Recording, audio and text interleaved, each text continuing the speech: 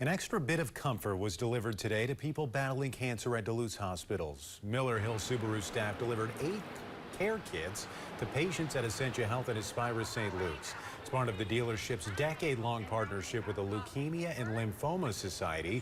The kits include things like coloring pads and pencils, stress balls, and a heart-shaped pillow that can turn into a soft blanket. Shannon Blake with the Leukemia and Lymphoma Society says these donations make a big difference during a very difficult time. This is just a tangible way to show them that the community and Hill Subaru are thinking of them and want to support them. The Leukemia and Lymphoma Society also has a scholarship program that survivors can apply for in order to get money toward a college education.